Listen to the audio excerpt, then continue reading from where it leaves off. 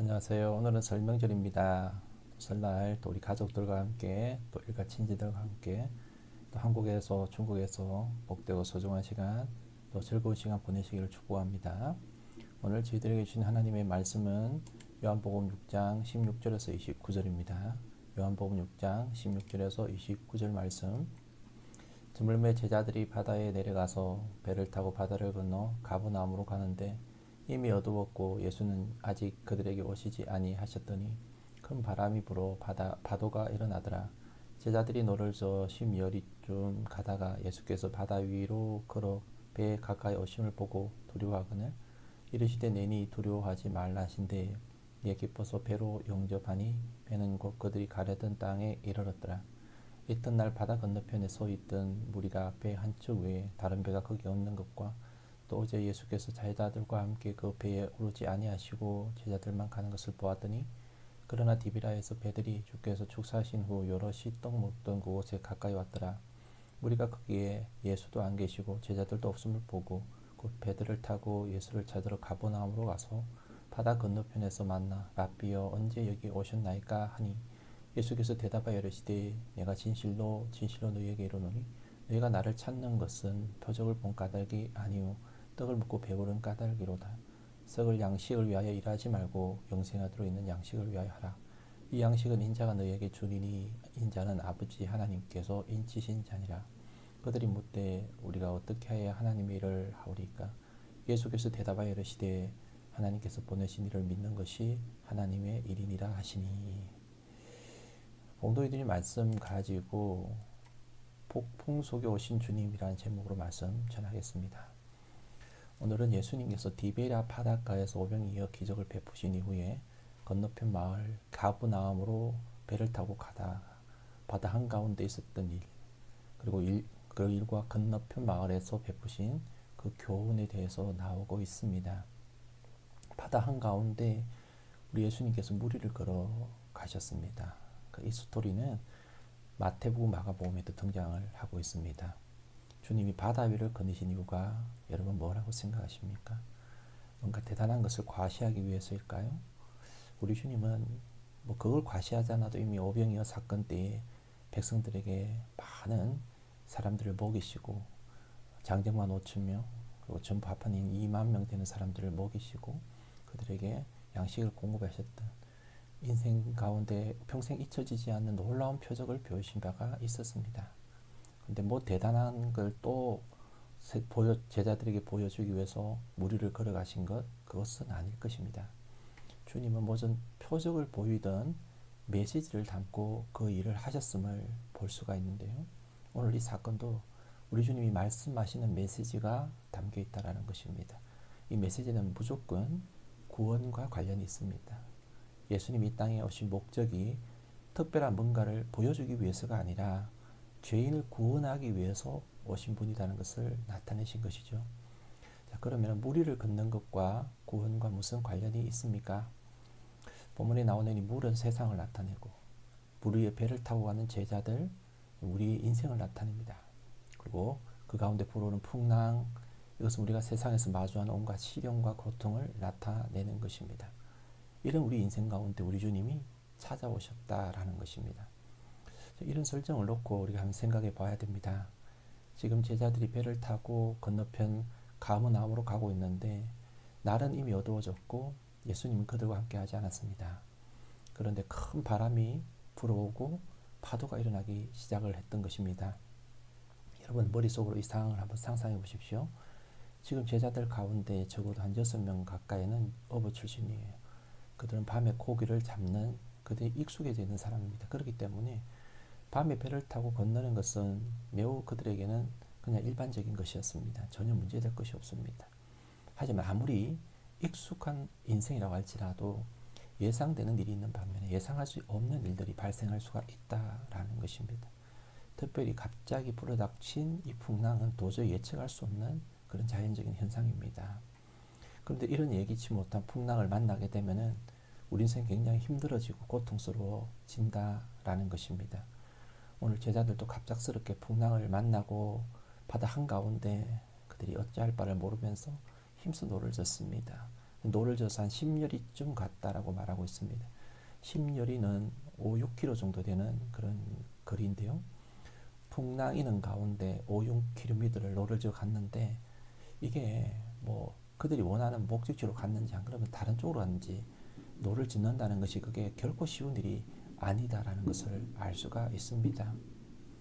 풍랑을 마주하면은 이런 일을 만나게 되는 것입니다. 저도 교회를 개척을 하고 한 20년 정도 되었는데요. 20년 정도 되었는데 어떤 때는 정말 목회를 하다 보면 목회가 계획대로 더 잘 될 때도 있지만은 아니면 어떨 때는 뭐 목회 계획했던 것보다 훨씬 더 풍성한 사역이 이루어질 때가 또 있었습니다. 근데 어떤 때는 그 계획대로 잘 되지 않을 때가 많아요.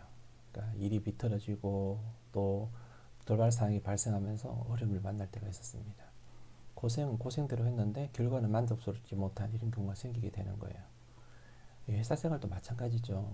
우리가 아침 일찍 출근해서 늦은 시간까지 일을 하지만 또 어떤 때는 일을 한 보람이 있어요. 실적이 좋게 나오고 그러면서 회사도 이제 더 성장하게 되고 성과금도 받고 휴가도 받고 이게 좋을 때가 있는 반면에 또 어떤 때는 일한 만큼 실적이 나오지 않아요. 오히려 실적이 곤두박질 칠 때가 있는 것입니다. 노력에 비해서 얻은 성적이 초라할 때가 있다라는 것입니다.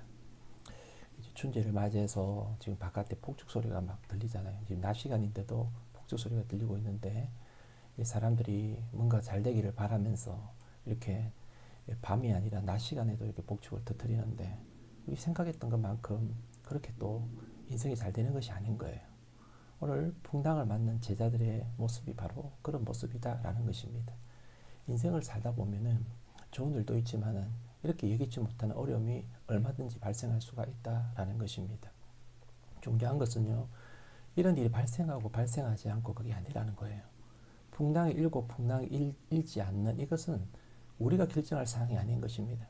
그것은 역사를 주관하시는 오직 절대자이신 하나님의 손에만 달려있는 것입니다. 우리에게 필요한 것은 이런 일을 만났을 때 우리의 태도이며 자세이라 하는 것이죠. 믿음을 가진 자와 믿음을 가지지 않는 자의 차이는요, 이런 풍랑을 만났을 때 어떤 자세를 가졌느냐, 거기에서 드러나는 것입니다. 많은 사람이 이 자세를 훈련하지 못했기 때문에 신앙생활을 해도 세상 사람들과 똑같은 자세를 가집니다. 풍랑을 만났을 때에 두려워하고 당황하고 그리고 또 어떤 때는 불평하고 원망합니다. 그러면서 고생은 고생대로 하고 딱히 그걸 통해 얻는 것도 없습니다. 여러분 분명히 알아야 합니다. 우리의 생명이 붙어있는 한 이 풍랑은 언젠가는 지나가게 될 것입니다. 하지만 어떤 인생은 이 풍랑을 통해서 놀라운 교훈을 받습니다. 하나님 의지하는 법을 배우고 인내를 배우고 견디는 법을 배웁니다. 더 강해지는 법을 배우는 것입니다. 반면에 어떤 사람은요, 정말 이 풍랑을 만날 때 고생은 고생대로 하고 얻는 것이 없는 거예요. 인생이 더 물렁해지고 피폐해지는 경우들도 생기는 것입니다. 주님이 원하시는 인생은 이 풍랑이 오지 않도록 그렇게 요령을 바라며 기도하는 그런 인생이 아니라 피할 수 없는 풍랑 가운데서도 더욱 강한 성도로 준비되어 가는 것이다라는 거죠. 오늘 우리 은혜의 모든 가족들은 이 풍랑 속에서도 더욱 강한 성도로 준비되시기를 주님의 이름으로 축복합니다. 풍랑 속에 강하려면 그럼 어떻게 해야 될까요? 주님이 계시든 계시지 않든 우리 주님과 함께하는 법을 배워야 된다라는 것입니다. 오늘 본문을 보시게 되면 비교되는 특이한 두 가지 표현이 있어요. 17절을 보면 예수는 아직 그들에게 오시지 아니하셨더니 라고 표현하고 있죠. 그러니까 제자들이 배 타고 가버나움 가고 있는데 예수님이 그들과 함께 하지 않았다라는 것입니다. 자, 그럼 이렇게 질문해 볼 수 있겠죠. 그러니까 제자들이 이 풍랑을 만난 것이 예수님 떠났기 때문이야. 역시 예수님이 떠난 인생은 고생하게 되어 있어. 여러분 이런 말일까요? 저도 전에는 그렇게 해석을 했거든요. 여기에 말씀 포인트는 그게 아님을 볼 수 있습니다. 제자들이 어떻게 항상 예수님과 함께 붙어 있을 수만 있겠습니까? 떠나 있을 때도 있고 따로 있을 때도 있죠. 여기서 풍랑을 만난 것은 예수님을 떠났기 때문에 라고 말하는 것이 아니에요. 이어 나오는 그 말씀이 그것을 증명하고 있는데 두 번째 표현에 보면은 19절 하반부에 예수께서 바다 위로 걸어 배에 가까이 오심을 보고 두려워하거늘. 깜깜한 흑암 중에 예수님이 바다 위로 거느시는 모습은 분명히 두려운 장면이었을 것입니다. 다른 성경에 보면 유령인가 하면서 두려워하고 소리를 질렀다라고 말하죠. 그런데 이제 예수님께서 그럴 때에 뭐라고 말하냐면 내니 두려워하지 말아라 이렇게 말씀을 하십니다. 그리고는 이어서 21절에 이에 기뻐서 배로 영접하니 배는 곧 그들이 가려던 땅에 이르렀다 라고 말하고 있어요.